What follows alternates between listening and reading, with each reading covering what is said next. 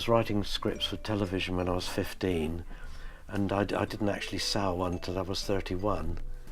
So it was a long slog. It was about 16 years of complete rejection. I think I wrote about 45 scripts. Every one of them was rejected.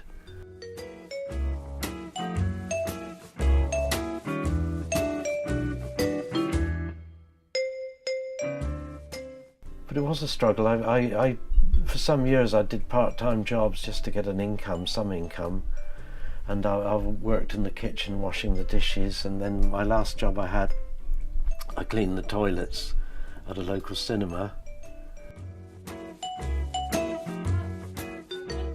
When I eventually sold this script, I was so excited, and the BBC had invited me up to the television centre and everything.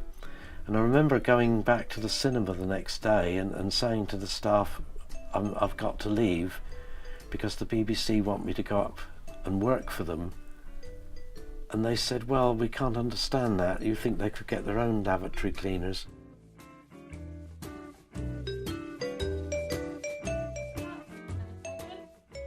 People say, how can you write for 16 years and keep going?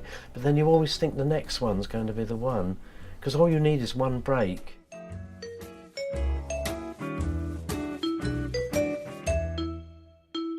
They wrote me a letter, one of the television companies, and they said, look, don't write about things you don't know about. Write about something you're familiar with. Write about a character you know.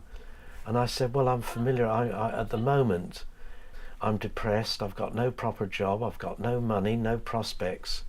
Who's going to read about someone like that? And in fact, that was how Frank Spencer eventually developed.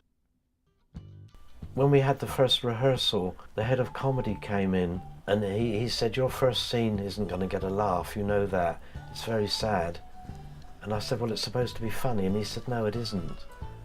And people did laugh, but it isn't funny, actually. If it happened to you in life, it wouldn't be funny. But people do laugh at other people's tragedies, really. I've never seen Frank Spencer as having a sense of humour. He's quite a serious person. He's quite depressed. And no one wanted to be Frank Spencer, no one wanted to direct it, and eventually I was told it would never be shown.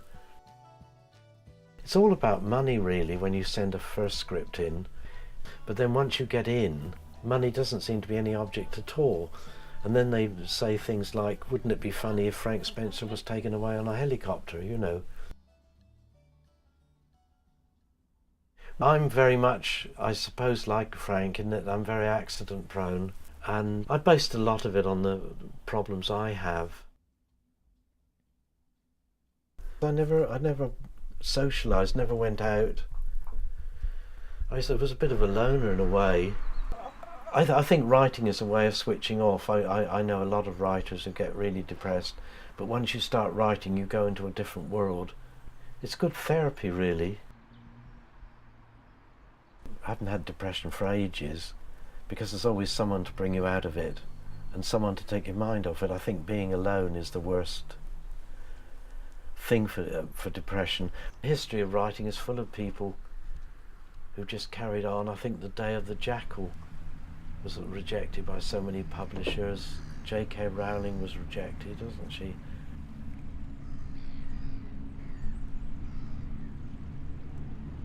You just got to keep going, because all you need is one success. Just keep going and never give up.